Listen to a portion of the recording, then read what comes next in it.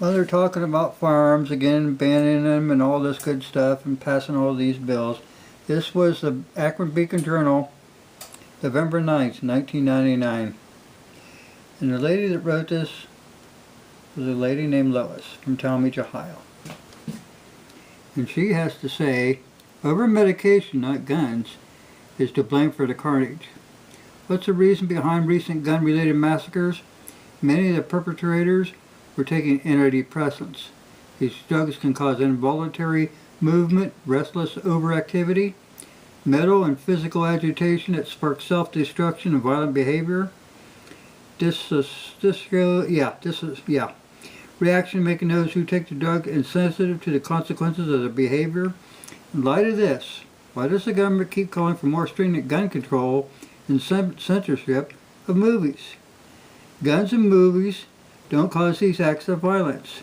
These monstrous acts were not done by criminals but by ordinary people high on drugs prescribed by doctors and psychiatrists. Why isn't there a national debate about the overuse of Prozac drugs? Why are scientists who sound the warnings about them ignored? How close is the alliance of the Food and Drug Administration with the multi-million-dollar drug companies? In my opinion, these questions need to be answered. These drugs are used to correct the symptoms of brain chemistry imbalance. Since the head is connected to the body, wouldn't we suspect that the reason these brain chemistry is imbalanced may be because of the body chemistry? Because it could be unbalanced. In this case, shouldn't those health care be required to find a glitch in body chemistry so it can be corrected?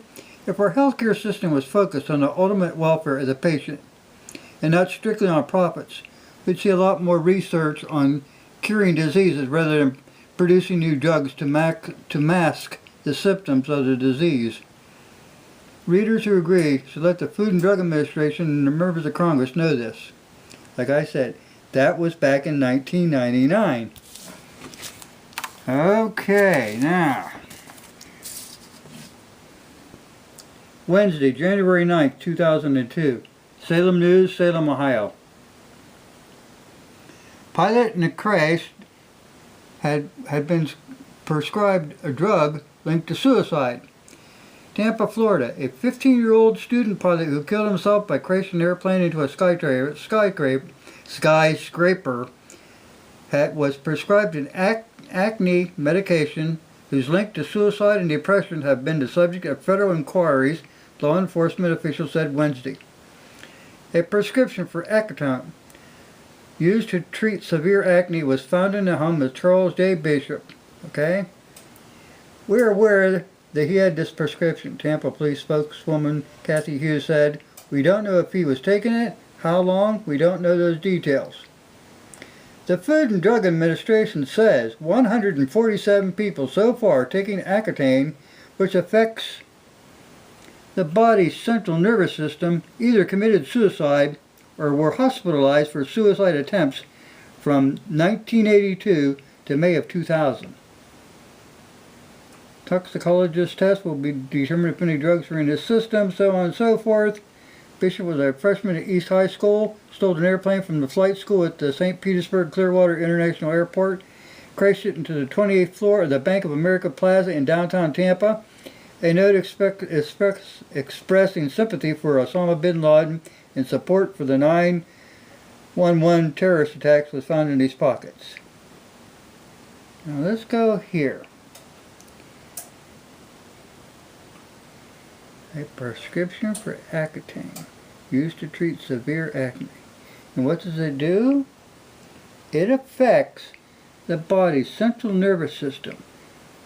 And the people, 147 of them so far, either committed suicide or were hospitalized.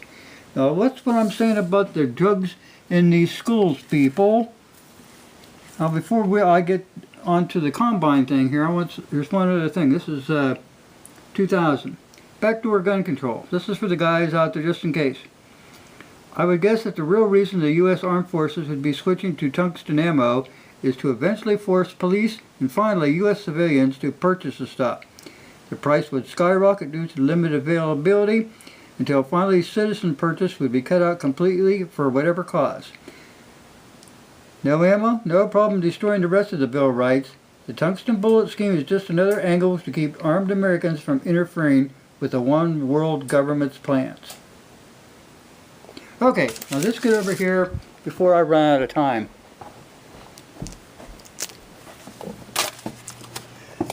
Now this is school classes on death and dying lead to student suicides.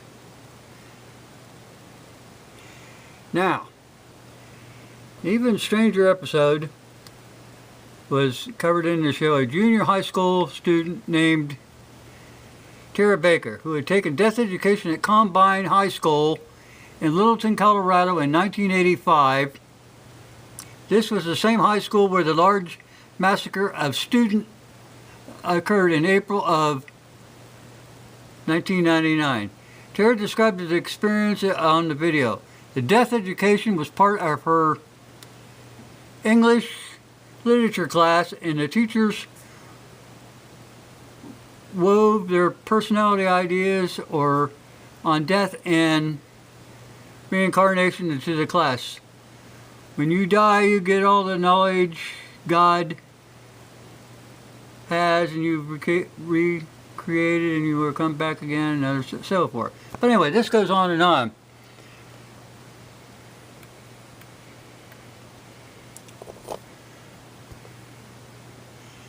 It was very appealing.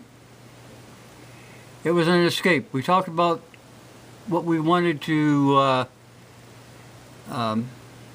look like in our casket. Feel free from the more bondage. The subject of death is integrated into many of the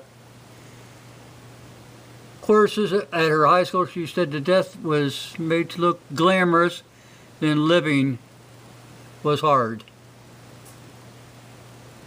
Yeah, after one of the students committed suicide, a suicide talking day was held, so on and so forth. This was at the Combine School. Like I said, the same school where the massacre of students occurred April of 1999. That's why these kids, the doctors prescribe them drugs, like that guy, the kid down in Parkland, and all these other kids. They seem to flip out. The drugs are not agreeing with them, and the doctors themselves are not monitoring these kids. That's the sad part, and they're getting away with it. Now Congress knows this. Congress knows this, you know. They were supposed to check into this other medication and stuff, and nothing got done. This was back in 1999, November. And like I said, here's this kid in 2002 takes some acne medicine and flips out. And they say that guns are their problem. People, our government's our problem. Good Lord. Anyway, I wanted to get get that on there. This is what they're teaching in school. They've been doing this for 20 years or longer. And nobody's taking a fresh look at it? No, because they have a platform in which to go after the guns. And that's what they're doing. Well, people, thanks again for watching.